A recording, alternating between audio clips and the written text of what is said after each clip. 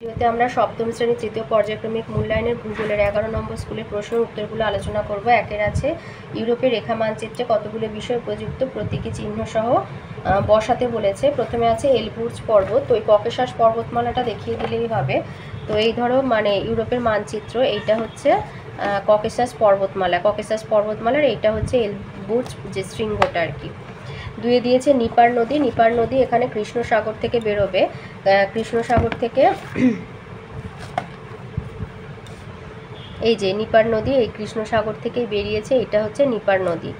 এরপরে রয়েছে English channel হচ্ছে এইখানটা, এই যে 5 লেখা, 5টা 5 লেখা, এটা হচ্ছে ইংলিশ চ্যানেল। আচ্ছা 5 লিখে দিলে এটা ইংলিশ চ্যানেল। ভূমধ্যসাগরীয় জলবায়ু অঞ্চলটা তোমাদেরকে এই যে কাস্পিয়ান সাগর, এই যে এটা হচ্ছে কাস্পিয়ান না অ্যাড্রিয়াটিক সাগর, এটা হচ্ছে অ্যাড্রিয়াটিক সাগরের এইখানটা ভূমধ্যসাগরীয় জলবায়ুটা করে দেবে। কারণ দেখাচ্ছি তোমাদের বইতে দেখানো আছে, এই যে তোমার 126 পাতায় আছে এই যে ভূমধ্যসাগরীয় জলবায়ু, এই যে এইখানে দেখাচ্ছে এইটা হচ্ছে অ্যাড্রিয়াটিক সাগর, এর ওপরে এই জায়গাটা হচ্ছে তোমার ভূমধ্যসাগরীয় জলবায়ু অঞ্চলের মধ্যে পড়ছে। তো এইখানটা একটু জায়গাটা ওরকম গোল করে দাগ করে দেবে। আর আছে লন্ডন হচ্ছে তোমার এই যে 0 ডিগ্রি, এই যে দ্রাঘিমা রেখাটা এর উপরে এইখানে তোমার হচ্ছে এই যে ইংলিশ চ্যানেলের এখানে এই যে মানে প্রায় আমাদের পশ্চিমবঙ্গের মতো শেপের মতো দেখতে, এই দাগের উপরে এইখানটা এটা লন্ডন করবে। তাহলে এটা লন্ডন হলে এটা ইংলিশ চ্যানেল হলো। এই কৃষ্ণ সাগর থেকে এরকম সরু একটা দাগ দিয়ে নিপার নদী দেখাবে। এই অ্যাড্রিয়াটিক সাগরের ওপরে এখানে জলবায়ু হচ্ছে ভূমধ্যসাগরীয় জলবায়ু অঞ্চল দেখিয়ে দিচ্ছ। আর তোমার এইখানে হচ্ছে ককেশাস পর্বতমালাতে এলবুর্জ শৃঙ্গটা দেখিয়ে দেবো। এখানে যদিও এলবুর্জ পর্বত বলেছে, তো ওই ককেশাস পর্বতমালার ওপরে এলবুর্জ শৃঙ্গটা দেখিয়ে দেবে। এবার 2 দাগে আসি। 2 রায়তে দিয়েছে পৃথিবীর আবর্তন বেগ সর্বাধিক হয় নিরক্ষরেখায়। 2 অনুসূর অবস্থানে উত্তর গোলার্ধে যে ঋতু বিরাজ করে তা হলো শীত। 3 মূল মধ্যরেখার বিপরীতে অবস্থিত দ্রাঘিমা রেখাটির মূল মধ্যরেখার মান হচ্ছে 0, তাই তার বিপরীতে অবস্থিত দ্রাঘিমা রেখাটির কৌণিক মানও 0 ডিগ্রি হবে, কারণ ওটাকে প্রতিপাদ স্থান বলে, মানে মূল মধ্যরেখার বিপরীত যেটা হয় সেটাও 0ই হয়। 4 ব্যারোমিটারে পারস্তম্ভের উচ্চতা ক্রমশ কমে যাওয়া ঝড়ের সম্ভাবনার ইঙ্গিত দেয়। 5 বায়ুপ্রবাহের প্রধান কারণ বায়ুচাপের পার্থক্য। 6 ভারতে প্রমাণ সময়কে সংক্ষেপে IST বলে, ইন্ডিয়ান স্ট্যান্ডার্ড টাইম। 7 নদী উপত্যকা দ্বারা বিচ্ছিন্ন মালভূমি হলো ব্যবচ্ছিন্ন মালভূমি। 8 একটি স্তূপ পর্বতের উদাহরণ ফ্রান্সের ভোজ। 9 আঁকাবাঁকা নদীখাতকে মিয়েন্ডার বলে। 10 শুষ্ক অঞ্চলে সুগভীর গিরিখাতকে আই আকৃতির যেটা ক্যানিয়ন বলে। 11 ইটালিতে অশোক ক্যাডমিয়াম দূষণের ফলে হয়। 12 বৃষ্টির জলের সঙ্গে সালফার ডাই অক্সাইড ও নাইট্রোজেন ডাইঅক্সাইড মিশ্রিত হয়ে জলাশয়ের জলকে আম্লিক করে তোলে। 13 একটি তেজস্ক্রিয় মাটি দূষক ইউরেনিয়াম। 14 মাটি দূষণের একটি কারণ হচ্ছে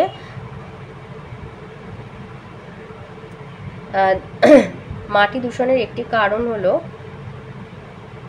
বৃক্ষছেদন। 15 পোল্ডার ভূমিতে জমির লবণতা কমানোর জন্য চাষ করা হয় ক্লোভার ঘাস। 16 ইটালি, ফ্রান্স, স্পেন প্রভৃতি দেশে দেখা যায় ভূমধ্যসাগরীয় জলবায়ু। 3 এর আইতে বলেছে ভারতের বৃহত্তম নদীদ্বীপ লিখবে ব্রহ্মপুত্র নদের মাজুলি হচ্ছে ভারতের বৃহত্তম নদী গঠিত দ্বীপ। 2 বায়ু চাপ মাপার একক হলো মিলিবার। 3 একই শস্য বহুবার চাষ করলে মাটির উর্বরতা হ্রাস পায়। 4 কলকাতার অক্ষাংশ 22 ডিগ্রি 34 মিনিট উত্তর। 5 আগ্নেয় পর্বত হচ্ছে সঞ্চয়জাত পর্বত নামে পরিচিত। বিতে দিয়েছে শুদ্ধ অশুদ্ধ। বিয়ের আই বলেছে অক্ষরেখাগুলি হলো অর্ধবৃত্ত, অশুদ্ধ। 2 দক্ষিণ গোলার্ধে গ্রীষ্ম ঋতুতে বড়দিন পালিত হয়, শুদ্ধ। 3 পার্বত্য অঞ্চলে নদীর প্রধান কাজ হচ্ছে সঞ্চয়, অশুদ্ধ। 4 বায়ু দূষণের কারণে হলদি নদীর মোহনায় ইলিশ মাছ কম পাওয়া যায়, ওটা জল দূষণ হবে, অশুদ্ধ। সি আছে এক কথায় উত্তর। আই কোন তারিখকে মহাবিষুব বলা হয়? 21শে মার্চ। 2 একটি লাভা গঠিত মালভূমির উদাহরণ মালব মালভূমি। 3 আমস্টারডাম কি জন্য বিখ্যাত? হিরে কাটা ও পালিশের জন্য। 4 ব্যারোমিটার কি? বায়ুর চাপ মাপার যন্ত্র। আর 5 লন্ডন অববাহিকার প্রধান নদী হচ্ছে টেমস। 4 এর আইতে আসি। 4 এর আইতে দিয়েছে সমচাপ রেখায় এল এবং এইচ বলতে কি বোঝো? লিখবে সমচাপ রেখায় যেসব স্থানের বায়ুচাপ আশেপাশের বায়ুচাপের থেকে বেশি তাকে উচ্চচাপ অঞ্চল বা হাই প্রেশার এরিয়া বা সংক্ষেপে এইচ বলে, আর সমচাপ রেখায় যেখানে বায়ুচাপ আশেপাশের থেকে কম তাকে নিম্নচাপ বা লো প্রেশার এরিয়া এল বলে। দুয়ে দিয়েছে লোয়ের সমভূমি কাকে বলে। মরুভূমির বালি বহুদূরে উড়ে গিয়ে সঞ্চিত হয়ে তৈরি হয় লোয়ের সমভূমি। এইভাবে গোবি মরুভূমি থেকে বায়ুবাহিত লোয়ের সঞ্চিত হয়ে হুয়াংহো সমভূমির সৃষ্টি হয়েছে। 3 আছে ইউট্রোফিকেশন কি। লিখবে সাবান ডিটারজেন্টের ফসফেট বা ক্ষার বদ্ধ পুকুর জলাশয়ের জলে মিশলে প্রচুর পরিমাণে শৈবাল আগাছা কচুরিপানা বেড়ে যায়। এর ফলে জলে দ্রবীভূত অক্সিজেনের পরিমাণ কমে গিয়ে মাছ ও জলজ প্রাণীরা মারা যায়। একে ইউট্রোফিকেশন বলে। 4 দিয়েছে পোল্ডার ভূমি কাকে বলে। লিখবে নেদারল্যান্ড দেশটা খুব ছোট, তাই কৃষি ও অন্যান্য কাজের জন্য জমিরও খুব অভাব। এই সমস্যা দূর করার তাগিদে দেশের উত্তর পশ্চিমে জুইডার্জি উপসাগরে বিশাল অগভীর জলভাগে উঁচু কংক্রিটের বাঁধ দিয়ে মাটি ভরাট করে নতুন ভূমি তৈরি করা হয়েছে। সমুদ্র থেকে উদ্ধার করা এসব নিচু সমতল ভূমিকে পোল্ডার ভূমি বলে। 5 আসি। 5 আয়তে দিয়েছে রুর শিল্পাঞ্চল লৌহ ইস্পাত শিল্পে উন্নত কেন। এই উত্তরটা লিখবে যে লৌহ ইস্পাত শিল্পের প্রধান কাঁচামাল আকরিক লোহা এবং কয়লা। এখানকার শিল্পোন্নতিতে এই দুইটি কাঁচামালের ভূমিকাই হচ্ছে মুখ্য। এই অঞ্চলে লৌহ ইস্পাত শিল্পের উন্নতির কারণ এক হচ্ছে রুর অঞ্চলের প্রধান শিল্প লৌহ ইস্পাত শিল্প। লৌহ ইস্পাত শিল্প উৎপাদনে রুর শিল্পাঞ্চল ইউরোপ মহাদেশে প্রথম স্থান অধিকার করে।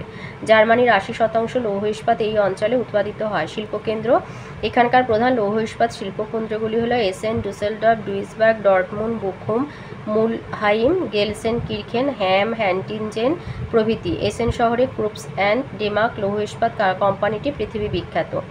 উন্নতির কারণ এক হচ্ছে স্থানীয় কয়লা। রুর অঞ্চলে রয়েছে উৎকৃষ্ট মানের অ্যান্থ্রাসাইট আর বিটুমিনাস কয়লার ভাণ্ডার। লৌহ ইস্পাত শিল্পে জ্বালানির প্রধান উৎসই কয়লা। 2 আকরিক লোহার সহজলভ্যতা। এই শিল্পের প্রধান কাঁচামাল আকরিক লোহা। এখানে তেমন না পাওয়া গেলেও প্রতিবেশী দেশ ফ্রান্স, সুইডেন, স্পেন, লুক্সেমবার্গ থেকে জলপথে সুলভে আমদানি করা হয়। 3 হলো জল। লৌহ ইস্পাত শিল্পের প্রয়োজনীয় জল রাইন এবং তার উপনদী রুর, লিপে, এমসার উপার থেকে পাওয়া যায়। 4 উন্নত পরিবহন। রুর অঞ্চলের জলপথ, সড়কপথ আর রেলপথ পরিবহন অত্যন্ত উন্নত হওয়ায় লৌহ ইস্পাত শিল্পের বিকাশ ঘটেছে। 5 অন্যান্য কারণ এছাড়া দক্ষ শ্রমিক, মূলধনের প্রাচুর্য, উন্নত প্রযুক্তিবিদ্যা, শিল্প অনুকূল সরকারি নীতি রুর অঞ্চলে লৌহ ইস্পাত শিল্পের উন্নতিতে গুরুত্বপূর্ণ ভূমিকা গ্রহণ করেছে। অথবাতে আছে লন্ডন অববাহিকা ঘন বসতিপূর্ণ কেন। এই উত্তরটা লিখবে যে ব্রিটিশ যুক্তরাজ্যের রাজধানী লন্ডন অত্যন্ত ঘন বসতিপূর্ণ হওয়ার কারণ হচ্ছে 1 লন্ডন একটি অবনত প্রায় সমতল ভূমি হওয়ায় এখানে বসতি নির্মাণের উপযুক্ত পরিবেশ যথেষ্ট রয়েছে। 2 লন্ডনের টেমস এবং কেনেট নদী অববাহিকা অত্যন্ত উর্বর পলি সমৃদ্ধ হওয়ায় এখানে উর্বর মৃত্তিকাকে কেন্দ্র করে প্রচুর খাদ্যশস্য সবজি উৎপাদিত হয়। ফলে খাদ্য সংস্থানের কারণে অঞ্চলটি ঘন বসতিপূর্ণ। 3 লন্ডন শহরটি নদীপথ, রেলপথ আর সড়কপথের দ্বারা দেশের অন্যান্য প্রান্তের সঙ্গে উন্নত পরিবহন ব্যবস্থার দ্বারা সংযুক্ত। 4 লন্ডন লৌহ ইস্পাত শিল্প, বিমানপথ শিল্প, মুদ্রণ শিল্প, খাদ্য প্রক্রিয়াকরণ শিল্প, ইঞ্জিনিয়ারিং শিল্পের পীঠস্থান হওয়ায় কর্মসংস্থানের সুবাদে এখানে প্রচুর মানুষ এসে বসবাস করে। 5 সর্বোপরি লন্ডন একটি পুনঃরপ্তানি বন্দর হওয়ায় বাণিজ্যিক স্বার্থে দেশ বিদেশের বহু মানুষ এখানে ভিড় করে লন্ডনকে ঘন বসতিপূর্ণ শহরে পরিণত করেছে। 5 2 হচ্ছে জল দূষণ প্রতিরোধে তুমি কি কি করতে পারো।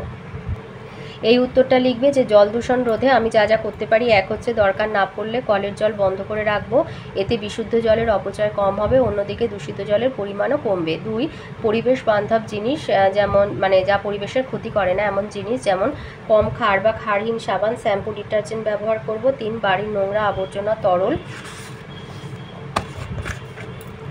বর্জ্য নির্দিষ্ট জায়গায় ফেলবো যাতে কোনোভাবেই তা বিশুদ্ধ জলকে দূষিত করতে না পারে। 4 বাগানে, পুকুর পাড়ে, কুয়োর চারপাশে, নলকূপের নিকাশি নালার ধারে ফুল, ফল, শাকসবজির গাছ লাগাবো, এতে দূষিত জল অনেকটা পরিশুদ্ধ হবে, আবার মাটির ক্ষয়ও কমবে। অথবাতে আছে মাটি দূষণ নিয়ন্ত্রণের উপায়গুলি লেখো। এই উত্তরটা লিখবে 1 হচ্ছে ময়লা ফেলার নির্দিষ্ট স্থান নির্ধারণ করা প্রয়োজন। 2 কঠিন বর্জ্য পদার্থের দ্বারা জমি ভরাট করা উচিত এবং এই জমির ওপর মাটির আস্তরণ দিয়ে ওই সঞ্চিত আবর্জনাকে আবদ্ধ করা প্রয়োজন। 3 বর্জ্য পদার্থগুলিকে ভস্মীভূত করলে ভূমি দূষণ নিয়ন্ত্রিত হয়। 4 কাগজ, বোর্ড, প্লাস্টিক, ধাতুচূর্ণ, কাঁচ প্রভৃতির পুনরাবর্তনের মাধ্যমেও ভূমি দূষণ নিয়ন্ত্রিত হয়। 6 না 5, প্লাস্টিকের পরিবর্তিত দ্রব্য হিসাবে চট এবং কাগজের ব্যাগ ব্যবহার করলে ভূমিদূষণ নিয়ন্ত্রিত হয়। 6, স্বাস্থ্যসম্মত শৌচাগার ব্যবহার করলে ভূমিদূষণ নিয়ন্ত্রণ করা যায়। 7, কৃষি জমিতে রাসায়নিক সার ও কীটনাশকের ব্যবহার কমিয়ে জৈব সারের ব্যবহার বাড়াতে হবে। আর 8, বাগানে রাস্তার ধারে কৃষিজমির চারপাশে বেশি করে গাছ লাগাতে হবে। 3 আছে চিত্রসহ স্তূপ পর্বতের উৎপত্তি ব্যাখ্যা করো। আচ্ছা, চিত্রসহ বলেছে, তো এই ছবিটা দেবে। আর স্তূপ পর্বতের উৎপত্তি ব্যাখ্যা করতে বলেছে, এইটা লিখবে যে প্রবল ভূ আলোড়নে ভূত্বকীয় শিলাস্তরে টান ও সংনমনের দ্বারা খাড়া সমান্তরাল কিংবা কোণাকৃতি ফাটলের সৃষ্টি হয়। সেখানে ওই ফাটলের একটি রেখা বরাবর পার্শ্বস্থ যে কোনো একটি ভূখণ্ডের স্খলন বা বিচ্যুতি ঘটলে তাকে চ্যুতি বলা হয়। চ্যুতির ফলে ভূপৃষ্ঠে নিম্নোক্ত দুভাবে স্তূপ পর্বত গঠিত হয়। এক হচ্ছে দুটি সমান্তরাল চ্যুতির মধ্যবর্তী অংশ চাপের ফলে ঊর্ধ্বে উঠে যে স্তূপ পর্বত সৃষ্টি হয় তাকে হোর্স্ট বলে, যেমন মধ্য ভারতের সাতপুরা। আর 2 হচ্ছে দুটি সমান্তরাল চ্যুতির মধ্যবর্তী অংশ বসে গেলে তার পার্শ্ববর্তী দুই পাশের উচ্চভূমি স্তূপ পর্বত রূপে দাঁড়িয়ে থাকে, যেমন ফ্রান্সের ভোজ, জার্মানির ব্ল্যাক ফরেস্ট। আর 3 হচ্ছে প্রসঙ্গত দুটি স্তূপ পর্বতের মাঝে সৃষ্ট অবনমিত অঞ্চলটিকে গ্রস্ত উপত্যকা বা গ্রাবেন বলে, যেমন সাতপুরার দুই পার্শ্বে নর্মদা আর তাপ্তি নদীর উপত্যকা দুটি আসলে গ্রস্ত উপত্যকা। অথবাতে আছে পর্বত বেষ্টিত মালভূমি কাকে বলে। সংজ্ঞাটা লিখবে যে সকল মালভূমি প্রায় চারিদিকে পর্বত দ্বারা বেষ্টিত হয়ে সৃষ্টি হয় তাকে পর্বত বেষ্টিত মালভূমি বলে। আর উদাহরণ দিয়ে দেবে তিব্বত মালভূমি, পামির মালভূমি। আচ্ছা, এবারে 4 বলেছে প্রমাণ সময় বলতে কি বোঝো। লিখবে পৃথিবীর কোন স্থানের 1 ডিগ্রি পূর্বে বা পশ্চিমে অবস্থিত অন্য স্থানে প্রায় 4 মিনিট সময়ের ব্যবধান ঘটে, ফলে কাজকর্মে অসুবিধা দেখা যায়। এই অসুবিধা দূর করার জন্য বিভিন্ন দেশের নির্দিষ্ট প্রমাণ সময় ব্যবহার করা হয়, কিন্তু এর ফলেও পৃথিবীতে আন্তর্জাতিক কাজকর্মে নানা অসুবিধা দেখা দেয়। এই সমস্যা সমাধানের জন্য মূল মধ্যরেখার স্থানীয় সময়কে সারা পৃথিবীর প্রমাণ সময় হিসাবে ধরা হয়। কাকে বলেছে শুধু, অথবা বলেছে অপসূর আর অনুসূর কাকে বলে। লিখবে 4ই জুলাই সূর্য থেকে পৃথিবীর দূরত্ব সবচেয়ে বেশি হয়, প্রায় 15 কোটি 20 লক্ষ কিমি, একে পৃথিবীর অপসূর অবস্থান বলা হয়। আর 30 জানুয়ারি সূর্য থেকে পৃথিবীর দূরত্ব সবচেয়ে কম হয়, প্রায় 14 কোটি 70 লক্ষ কিমি, একে পৃথিবীর অনুসূর অবস্থান বলে। তাহলে 5 গুলো হয়ে গেল। এবার 6 আসি। 6 আইতে দিয়েছে কর্কট সংক্রান্তি আর মকর সংক্রান্তি সম্পর্কে যা জানো লেখো। আচ্ছা, এইগুলো লিখে দেবে। টিকাগুলো সূর্যের উত্তরায়ণের শেষ দিন অর্থাৎ 21শে জুন সূর্যরশ্মি উত্তর গোলার্ধে কর্কট ক্রান্তি রেখার উপর লম্বভাবে কিরণ দেয়, ফলে এই দিন উত্তর গোলার্ধে দিন সবথেকে বড় আর রাত সবথেকে ছোট হয়। এই দিনটিকে বলা হয় কর্কট সংক্রান্তি বা গ্রীষ্মকালীন সৌরস্থিতি। অবস্থা হচ্ছে 21শে জুন এই দিনটিতে মধ্যাহ্ন সূর্যরশ্মি কর্কট ক্রান্তি রেখায় লম্বভাবে কিরণ দেয়। ছায়াবৃত্ত প্রতিটি সমাক্ষরেখাকে নিরক্ষরেখা ছাড়া অসমানভাবে ভাগ করে উত্তর গোলার্ধে সূর্যের দিকে ঝুঁকে অবস্থান করে। ফলাফল, কর্কট ক্রান্তির দিন উত্তর গোলার্ধে দীর্ঘতম দিন, ক্ষুদ্রতম রাত্রি, আর দক্ষিণ গোলার্ধে বিপরীত অবস্থার সৃষ্টি হয়। আর মকর সংক্রান্তি সূর্যের দক্ষিণায়নের শেষ দিন অর্থাৎ 22শে ডিসেম্বর সূর্যরশ্মি দক্ষিণ গোলার্ধের মকর ক্রান্তি রেখার উপর লম্বভাবে কিরণ দেয়, ফলে এই দিন দক্ষিণ গোলার্ধে দিন সবথেকে বড়, রাত সবথেকে ছোট হয়। এই দিনটিকে বলা হয় মকর সংক্রান্তি বা শীতকালীন পরিস্থিতি। অবস্থা 22শে ডিসেম্বর এই দিনটিতে মধ্যাহ্নে সূর্যরশ্মি মকর ক্রান্তি রেখার ওপর লম্বভাবে পতিত হয়, আর 2 দক্ষিণ গোলার্ধ সূর্যের দিকে ঝুঁকে অবস্থান করে। 3 ছায়াবৃত্ত প্রতিটি সমক্ষরেখাকে অসমানভাবে ভাগ করে। ফলাফল, মকর সংক্রান্তির দিন দক্ষিণ গোলার্ধে দীর্ঘতম দিন, ক্ষুদ্রতম রাত্রি, আর উত্তর গোলার্ধের বিপরীত অবস্থার সৃষ্টি হয়। অথবাতে আছে অক্ষরেখা এবং দ্রাঘিমা রেখার পার্থক্য লেখো। লিখবে পৃথিবীর সম অক্ষাংশযুক্ত স্থানগুলিকে যুক্ত করলে পূর্ব পশ্চিমে বিস্তৃত যে কাল্পনিক রেখা পাওয়া যায় তাকে অক্ষরেখা বলে। পৃথিবীর সমদ্রাঘিমাযুক্ত স্থানগুলিকে যুক্ত করলে উত্তর দক্ষিণে যে কাল্পনিক রেখা পাওয়া যায় তাকে দ্রাঘিমা রেখা বলে। নিরক্ষরেখার উভয় দিকে সমান্তরালভাবে 1 ডিগ্রি অন্তর 89টি বৃত্তাকার অক্ষরেখা টানা যায়, আর মূল মধ্যরেখার উভয় দিকে 180টি অর্ধবৃত্তাকার দ্রাঘিমা রেখা টানা যায়। অক্ষরেখাগুলো পূর্ণ বৃত্তাকার, প্রতিটি অক্ষরেখা পরস্পর সমান্তরাল। দ্রাঘিমা রেখাগুলি অর্ধবৃত্তাকার, প্রতিটি দ্রাঘিমা রেখা পরস্পর সমান্তরাল নয়। অক্ষরেখার সর্বোচ্চ মান 90 ডিগ্রি, সর্বনিম্ন 0। দ্রাঘিমা রেখার সর্বোচ্চ মান 180, সর্বনিম্ন 0। পরস্পর সমান্তরাল হওয়ায় দুইটি অক্ষরেখার মধ্যবর্তী দূরত্ব সর্বদা সমান, আর পরস্পর সমান্তরাল না হওয়ায় দুটি দ্রাঘিমারেখার মধ্যবর্তী দূরত্ব নিরক্ষরেখার সবচেয়ে বেশি হয় এবং উত্তর ও দক্ষিণ দিকে এই দূরত্ব কমতে কমতে সুমেরু আর কুমেরু বিন্দুতে দ্রাঘিমা রেখা দুটি মিলিত হয়। অক্ষরেখাগুলির পরিধি নিরক্ষরেখা থেকে উভয় মেরুর দিকে ক্রমশ কমতে কমতে অবশেষে দুটি বিন্দুতে পরিণত হয়। দ্রাঘিমা রেখাগুলির পরিধি সর্বত্র সমান। একই অক্ষরেখার সর্বত্র একই সময়ে সূর্যোদয়, মধ্যাহ্ন এবং সূর্যাস্ত হয় না, আগে পরে হয়। আর দ্রাঘিমা রেখাগুলি পৃথিবীকে উত্তর দক্ষিণে বেষ্টন করে রয়েছে বলে একই দ্রাঘিমা রেখার সর্বত্র একই সময় সূর্যোদয়, মধ্যাহ্ন, সূর্যাস্ত হয়। কোনো স্থান নিরক্ষরেখা থেকে কতটা উত্তরে বা দক্ষিণে অবস্থিত তা জানতে হলে অক্ষরেখার প্রয়োজন, আর কোনো স্থান মূল মধ্যরেখা থেকে কত পূর্বে বা পশ্চিমে অবস্থিত তা জানার জন্য দ্রাঘিমা রেখার প্রয়োজন।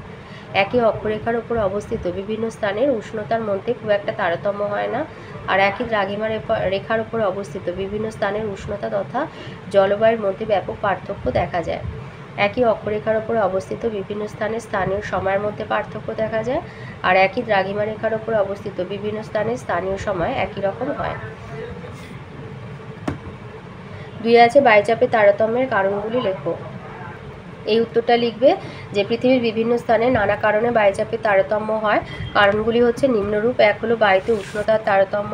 বায়ু উত্তপ্ত হলে প্রসারিত এবং হালকা হয়, ফলে ওপরে উঠে যায়, অর্থাৎ বায়ুর উষ্ণতা বাড়লে বায়ুর চাপ কমে। অপরপক্ষে শীতল বায়ু সংকুচিত হয়ে ভারী হওয়ার জন্য বায়ুর উষ্ণতা কমলে বায়ুর চাপ বাড়ে। 2 বায়ুতে জলীয় বাষ্পের তারতম্য।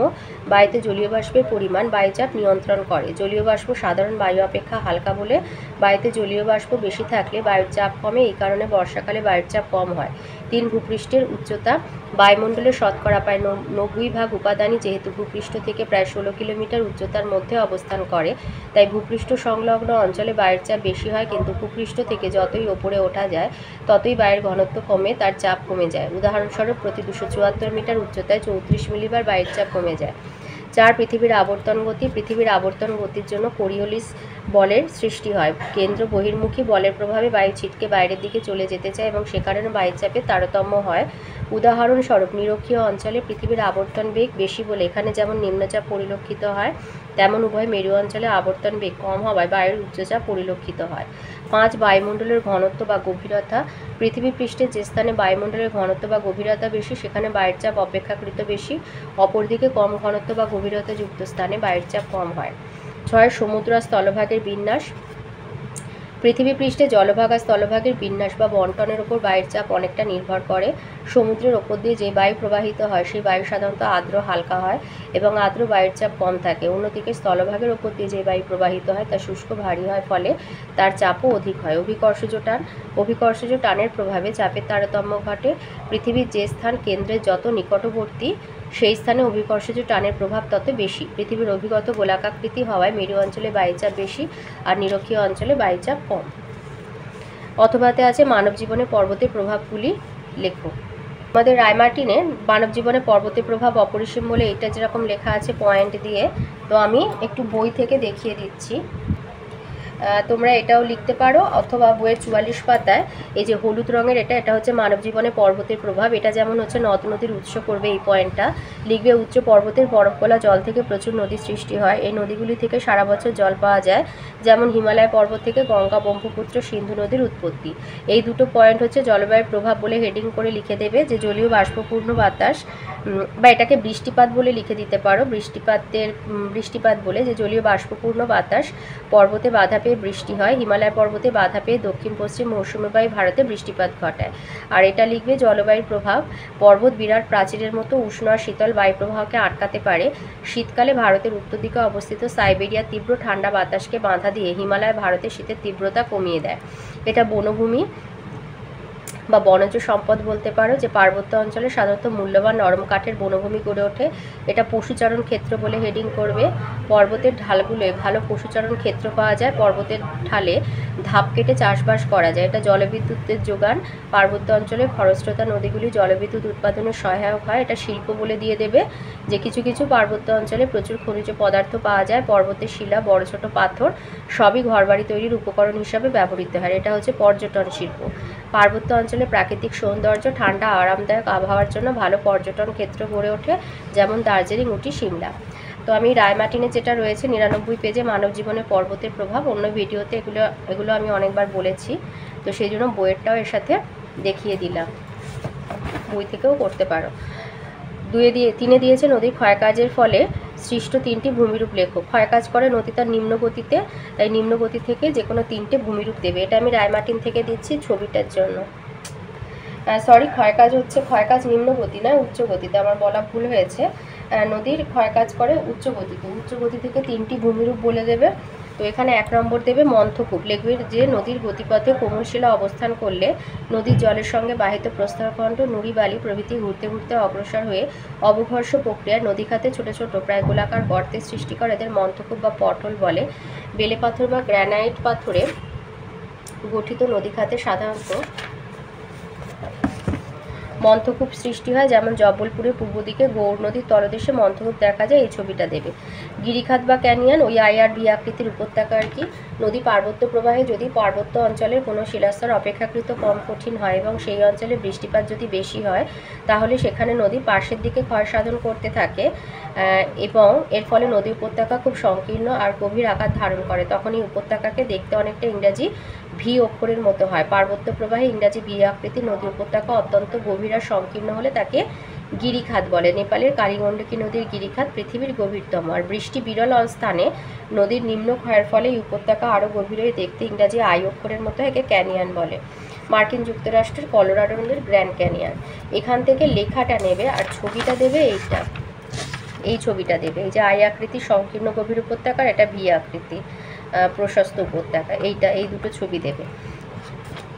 আর দিয়েছে 3টে, বলেছে 3টি ভূমিরূপ, আর এখানে আছে জলপ্রপাত, জলপ্রপাতের এই ছবিটা দেবে যে নদী উপত্যকার কোনো অংশ কোমল শিলায় আবার কোনো অংশ কঠিন শিলায় গঠিত হলে অথবা কঠিন ও নরম শিলা অনুভূমিকভাবে অবস্থান করলে উচ্চ গতিতে নদীর ক্ষয়কার্যের সময় জলস্রোত এই কঠিন শিলার বিশেষ ক্ষয় সাধন করতে পারে না, কিন্তু কোমল শিলা ক্রমশ ক্ষয়প্রাপ্ত হওয়ায় স্থানটি অনেক নিচু হয়ে যায়, ধাপের সৃষ্টি হয়, ফলে জলরাশি উঁচু থেকে নিচে সোজাসুজি প্রচণ্ড বেগে পড়তে থাকে।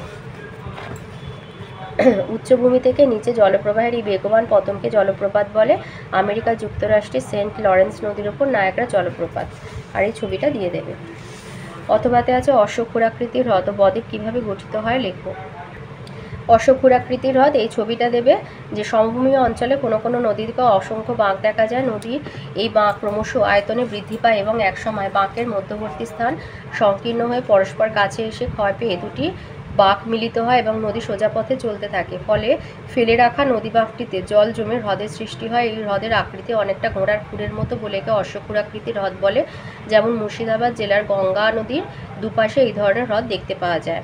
আর দিয়েছে বদ্বীপ কীভাবে সৃষ্টি হয়, এই ছবিটা আঁকছো আর এইটা লিখবে যে নদী যখন মোহনার কাছে পৌঁছায় তখন নদীতে স্রোত একেবারে থাকে না, দীর্ঘদিন ধরে নদীবাহিত কাঁকড়, বালি, পলি, কাদা নদীর মোহনার কাছে সঞ্চিত হয়ে মাত্রাহীন ব অক্ষরের মতো দ্বীপের সৃষ্টি করে। এখানে নদী বিভিন্ন শাখায় বিভক্ত হয়ে সাগরে গিয়ে মেশে। গঙ্গা ব্রহ্মপুত্রের মিলিত বদ্বীপ পৃথিবীর মধ্যে বৃহত্তম। মোহনার নিকট পলি সঞ্চিত হয়েও দ্বীপ গঠিত হয়, যেমন হুগলি নদীর মোহনায় সাগর দ্বীপ। হাড়িয়াভাঙা নদীর মোহনায় অনতিদূরে সৃষ্টি হয়েছে নতুন দ্বীপ পূর্বাশা।